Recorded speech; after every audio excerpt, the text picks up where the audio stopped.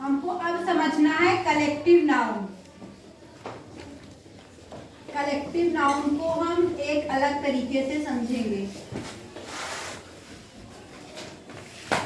यहाँ पर हमने कलेक्टिव नाउन की आपको डिफिनेशन बता दी है। अब हम आपको बता रहे हैं कलेक्टिव नाउन के एग्जाम्पल। हमने यहाँ पे लिख दिया क्राउड,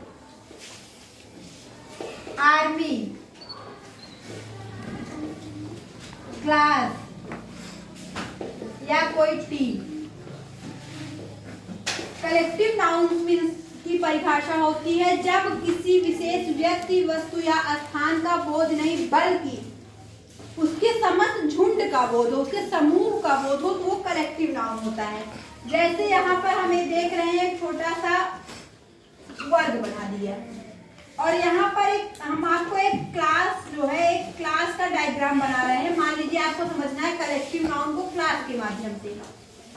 तो हम ये देख रहे हैं कि एक क्लास है, ये पूरा कमरा है और यहाँ पर एक व्हाइट बोर्ड है और यहाँ पर एक टीचर है और यहाँ पर सारे बच्चे बैठे हुए हैं।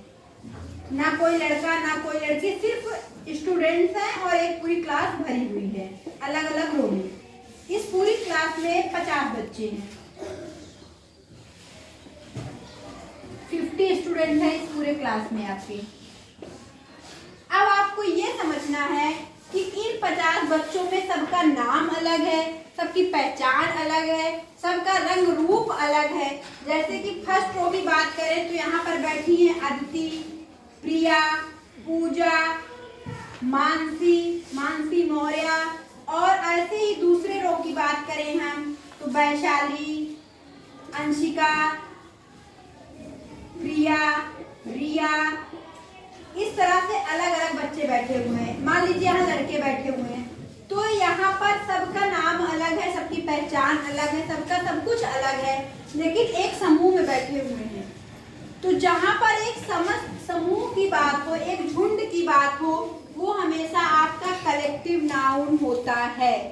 ऐसे ही हम आपको अगर यहाँ पर समझाना चाहें तो यहाँ पर इस पूरे समूह में आपने समझा कि ये क्लास जो है ये कलेक्टिव नाउन हो गई। ठीक इसी प्रकार से हम आपको 2 नाउन और समझाएंगे जो प्रॉपर नाउन और कॉमन नाउन होगा। जैसे पहले रो में एक बैठी है लड़की, उसका नाम है अदिति और अदिति का मैंने यहाँ पर नाम अलग से लिख दिया अदिति। दूसरा मैंने लिख दिया स्टूडेंट और तीसरे में मैंने बता दिया कि अदिति अपनी क्लास में बैठी हुई है। इसमें उसका नाम हो गया, इसमें उसकी जाति हो गई कि वो स्टूडेंट है और इसमें उसका पूरा झुंड हो गया।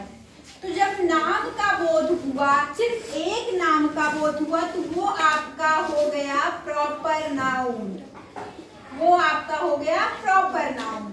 ठीक उसी प्रकार से सारे स्टूडेंट, चाहे वो अदिति हो, चाहे वो प्रिया हो, चाहे वो वैशाली हो, चाहे वो कोई भी लड़का या लड़की हो, वो सिर्फ उसकी पहचान स्टूडेंट है, तो स्टूडेंट के वो हो गया कॉमन नाउन। ठीक इसी प्रकार से वो लड़की अदिति आकर बैठ गई अपने इस क्लास के झुंड में।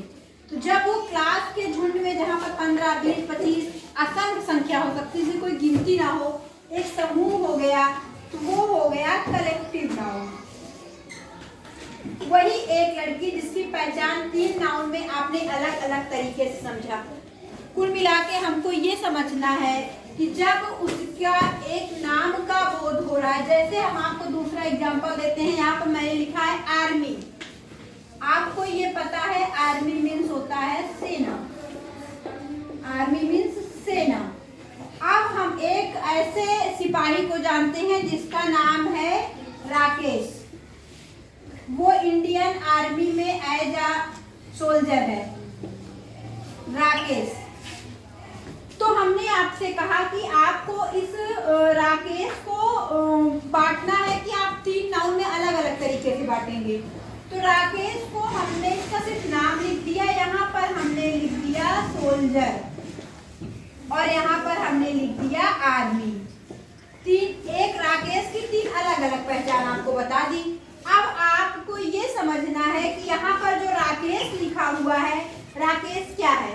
तो राकेश एक व्यक्ति का नाम है जो कि आपका हो गया प्रॉपर नाउन। जब किसी एक विशेष व्यक्ति की बात होगी तो वो आपका हो जाएगा प्रॉपर नाउन। सोल्जर, सोल्जर उसकी आइडेंटिटी है, उसकी पहचान है, वो एक सिपाही है।